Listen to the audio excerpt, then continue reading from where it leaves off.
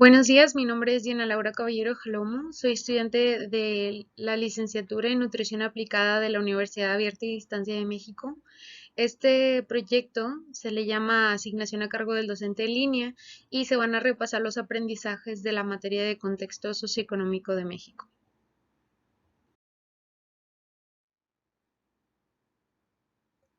Muy bien, para iniciar pues tenemos la introducción en la cual me gustaría mencionar los cuatro aspectos importantes de esta investigación.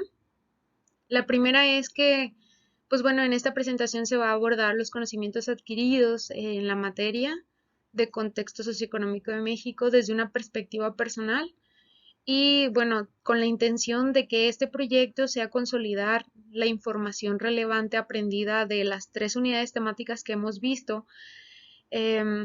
También analizar los diferentes periodos históricos de México, sus características y aprendizajes. Y por último, pero no menos importante, evaluar la política de Estado respecto a la nutrición en México. Bueno, para iniciar, me gustaría comenzar con la pregunta: ¿para qué sirve la historia? La historia nos sirve para que tengamos memoria de nuestros antecesores, nos sirve para que no se cometan los mismos errores, también nos sirve para saber en dónde estamos situados, todos los acontecimientos importantes que tenemos como sociedad, por qué han ocurrido las modificaciones que hemos tenido como países y por último para agradecer a todas aquellas personas que murieron por una causa justa y que no tal vez no fueron reconocidas.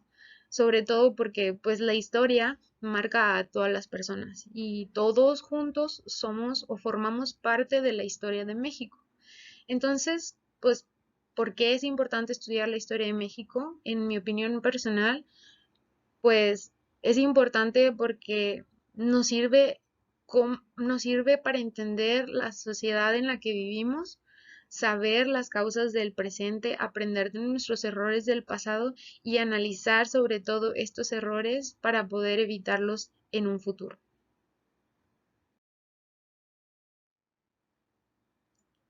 Muy bien, el primer periodo que se va a analizar es el de la Revolución Mexicana, que comprende del año 1910 a 1920. Durante este periodo, pues se expresan el firme deseo de ganar la tierra de los campesinos, la libertad y sobre todo de justicia después de 4 siglos de explotación, frustraciones y odios. Entonces, bueno, este movimiento se inicia con el plan de San Luis Potosí publicado por Francisco I. Madero, en el cual pues podemos resumir que fue una cruel lucha que generó la pérdida de más de 1 millón de personas, cuando en esa época en México existían solo 14 millones de personas. Entonces estamos hablando de una pérdida significativa para el país. Pero, pues bueno, las ventajas es que se pasó de una reforma abnegada o negada o ciega a una revolución que era ya popular. Esto es lo que hizo que este año de 1910 y con el inicio de este movimiento, pues sea un año importante dentro de la historia de México y sobre todo y últimamente de la historia contemporánea, porque definió que estas personas eran capaces de organizarse, de armarse y movilizarse para derrotar a todas aquellas personas que no cumplían sus promesas. Entonces, este periodo se cierra con la Constitución Política de los Estados Unidos Mexicanos de 1917, la cual cerraba al menos el aspecto legal de esta revolución o asentaba todo aquello que ellos, por aquello que ellos habían peleado estos años.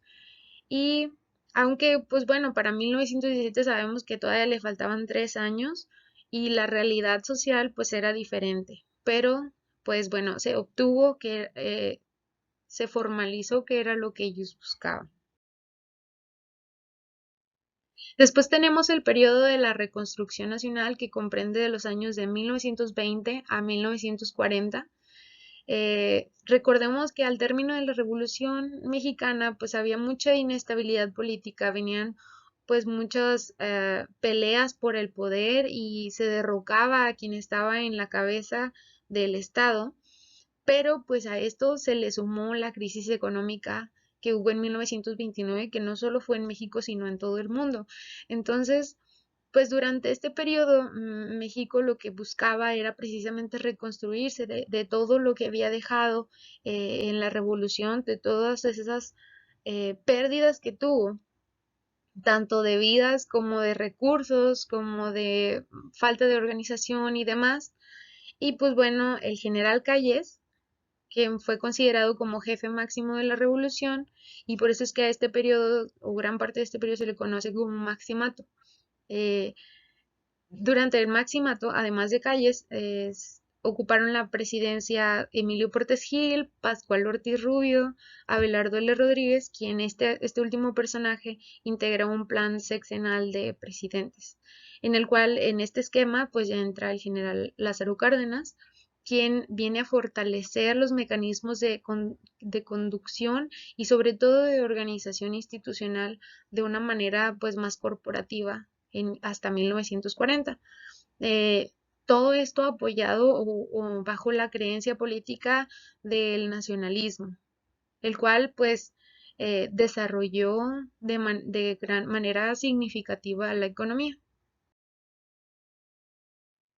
Continuando con el desarrollo estabilizador comprendido entre los años de 1940 a 1970, pues en este periodo se aumentó la industrialización del país a través del fomento de la inversión nacional, lo que significaba generar empleos y la riqueza material necesarias para satisfacer la demanda de la población en nuestro país.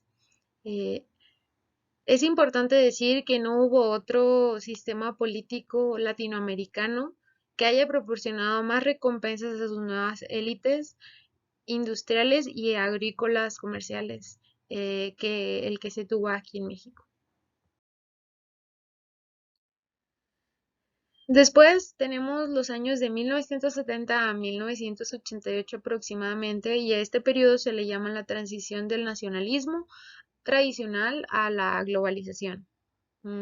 Los presidentes durante estos periodos pues fueron Luis Echeverría Álvarez, José López Portillo y Miguel de la Madrid. En este periodo vemos la participación del Estado en cuanto a economía se hizo más significativa. Dejó de ser tan autoritario como en el periodo anterior, alejó el proteccionismo y entonces empezaron a publicar programas del gobierno para poder beneficiar al país de manera macroeconómica, y pues bueno, esto también hizo que como se beneficiaran las empresas, se acentuara también la pobreza individual. Entonces, para poder lograr esto, el gobierno utilizó a las personas, digámoslo así, a los científicos y a las personas estudiadas, que se les denominaron tecnócratas, para poder eh, disminuir los efectos de la crisis económica iniciada en los años 60. Entonces, todas las decisiones que tomaban durante estos periodos pues fueron aplicados en base a fórmulas, diseño de estrategias que están basadas en la economía. Entonces, las personas que estaban durante el mando en estos años pues eran personas estudiadas. Eh, Ellos aplicaron diferentes programas como el Programa Inmediato de Reordenamiento Económico, el PRIE, el PAC, y lo que buscaban era la estabilización económica para detener la inflación y reactivar todo el crecimiento económico del país. El proyecto modernizador se le llama a este periodo durante los años de 1988 hacia los 2000, en donde pues ya la globalización era un fenómeno mundial que había provocado muchos cambios en todo el mundo, y pues México ya no pudo ser la excepción, se vio ante la necesidad de cambiar absolutamente todas las políticas que tenía. Hablábamos en el periodo anterior que existía un nacionalismo, por lo cual pues no podía haber un salto directo del desarrollo estabilizador hasta la globalización. Entonces, por eso es que se le llama a ese periodo en medio la transición. Durante el proceso globalizador, pues se interviene en todos los sectores de la sociedad, las culturas subdesarrolladas, y sobre todo tienen una influencia benéfica, ¿Por qué? Porque tiene un uso más eficiente de los recursos, se consideran las condiciones más justas para una competencia sana internacional y sobre todo diversificar los mercados. Es decir, que las personas o que el mercado tenga un acceso libre a todas las opciones. Esto, pues, nos trae muchas alianzas estratégicas, no solo con Estados Unidos o Canadá por medio del TLC, sino también con Europa o en todo el mundo. Se forma una imagen global de México y pues de acuerdo con la Secretaría de Economía en el 2014, México cuenta con una red de 10 tratados de libre comercio con 45 países diferentes, proyectados en 30 acuerdos para la promoción y la protección recíproca de las inversiones. Todo esto, pues, con la finalidad de traer una protección a la propiedad intelectual, mayor competencia en la investigación y, pues, bueno, que también exista o fluya el comercio internacional y, sobre todo, atraer la inversión extranjera al país. Enseguida se muestran los datos obtenidos de la Encuesta Nacional de Salud y Nutrición del 2016, en donde el 75% de los adultos en México consideran que las campañas como Chécate, Mídete, Muévete contribuyen a la prevención del sobrepeso y la obesidad. Recordamos que esta campaña fue liberada a través del Instituto Mexicano del Seguro Social y bueno, también se mencionaba que los principales obstáculos para alimentarse saludablemente eran la falta de dinero en primer lugar, la falta de conocimiento en segundo lugar, la falta de tiempo, seguido de la preferencia por las bebidas azucaradas y comida chatarra. En el quinto lugar tenemos la falta de motivación y en sexto lugar el desagrado por el sabor a las verduras. Es importante mencionar que estos factores, pues bueno, van del obstáculo principal al menos popular, digámoslo así, y bueno, nos damos cuenta de que no solamente es la alimentación, sino que las personas tengan el dinero para poder alimentarse, que tengan la educación suficiente como para saber qué comprar cuando tienen el dinero y bueno, que tengan una mejor organización en cuanto a la alimentación.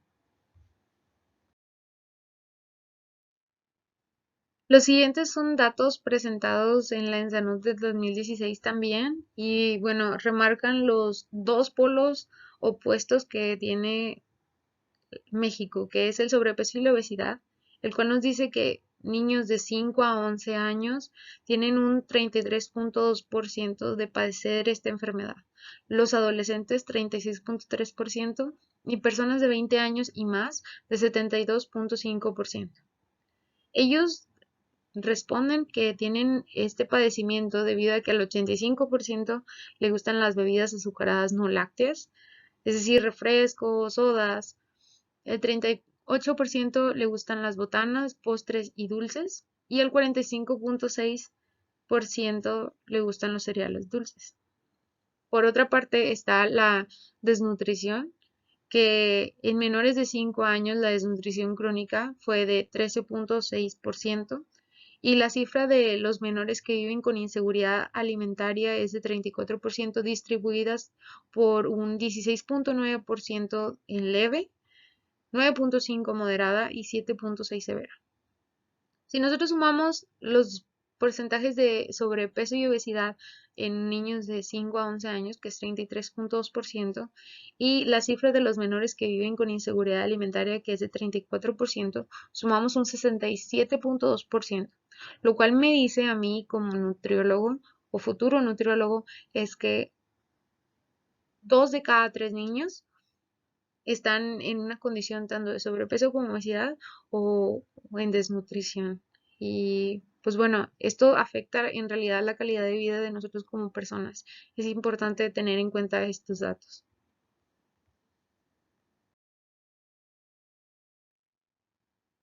Bueno, mi opinión acerca de, pues bueno, de todo lo tratado en respecto a la alimentación Son tres aspectos importantes. El primero es que en México prevalecen los índices elevados de desnutrición, mientras que también aumentan las manifestaciones de una mala nutrición en exceso, es decir, obesidad, sobrepeso, en todas sus expresiones. Y bueno, sobre todo remarcar que actualmente el Estado no ha demostrado ser un instrumento eficaz para la conducción de las acciones que permitan enfrentar esta crisis alimentaria que se viene viviendo desde épocas de la revolución hasta en la actualidad. El segundo comentario o mi segunda opinión al respecto es que los problemas de nutrición son importantes porque impactan en la salud y el desarrollo de una sociedad y sus consecuencias se reflejan en el desarrollo del capital humano. Y pues bueno, una buena, sana y educada nutrición se vuelve fundamental para conseguir el crecimiento y óptimo del desarrollo del país porque pues está basado en su capital humano. Entonces, si no tenemos personas, no hay una nación que gobernar.